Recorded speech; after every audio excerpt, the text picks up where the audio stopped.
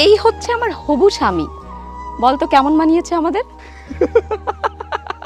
বাহ, কি সুন্দর মানিয়েছে, মনে হচ্ছে একটা বিএমডব্লিউ এর পাশে একটা ট্রাক্টর দাঁড়ান।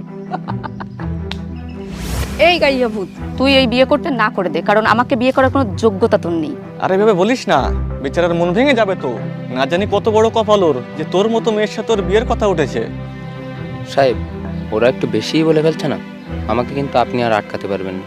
না না ছোটু, বলতে দে, আমার ক্ষমতা আমি ওদেরকে একটু পরেই দেখাবো।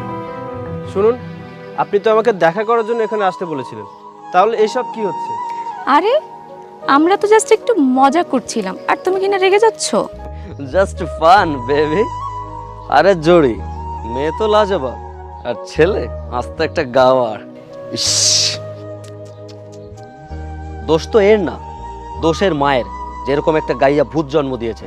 হ্যাঁ, তুই ঠিকই বল। ব্যাস, তোমরা তোমাদের সীমা অতিক্রম করে ফেলেছো, এর ফল কিন্তু ভালো হবে না।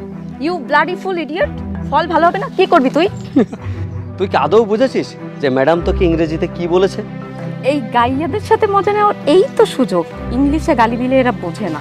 Just go to hell. Hey, excuse me, just stop. Mind your language, you bloody stupid girl. I am able to replay all your insulting words in your language. You savage girl, there is no manner in you. বুঝতে পেরেছো কিছু? কি কি কি কি বললি তুই? Stop, just stop. আমি যে কলেজে পড়েছি সেই কলেজের দারোয়ান হওয়ার যোগ্যতাও তোদের কারণেই। আমি গাইয়া হতে পারি, কিন্তু মূর্খ নয়। ये तो टेलर, पिक्चर अभी बाकी है। আর হ্যাঁ, সেদিন 10 টাকা দিয়ে কি যেন বলেছিলি, কিছু খেয়ে নিতে? আরে পাগল মেয়ে, তোর ঘরের চুলাও না আমার জন্য চলে। আমার ঘরের চুলা? তা আবার তোর জন্য? সেটা তোর বাবার কাছেই শোন না, যে কোম্পানির এই স্যার তোর বাবা, সেই কোম্পানির মালিককে। হ্যাঁ, শুনছি।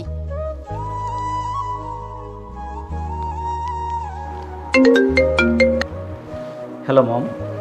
হ্যালো পাপা, তুমি যে কোম্পানিতে চাকরি করো সেই কোম্পানির মালিক কে? কেন, তোর বিয়ের জন্য যার ছবি পাঠিয়েছি সেই তো আমাদের কোম্পানির মালিক। কি বলছো তুমি? বিয়ের জন্য তুমি যার ছবি পাঠিয়েছো সে কোম্পানির মালিক?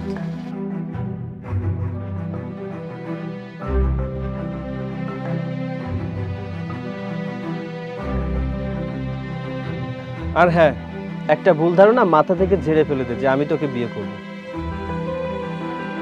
আর একটা কথা বলি, যে ছেলে তোকে বিয়ে করবে তার মতো বড় দুর্ভাগা এই পৃথিবীতে নেই।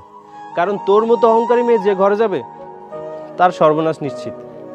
আর এতক্ষণ যে কথাগুলো বললাম এগুলো মাথায় ঢুকিয়ে নিস। Good bye.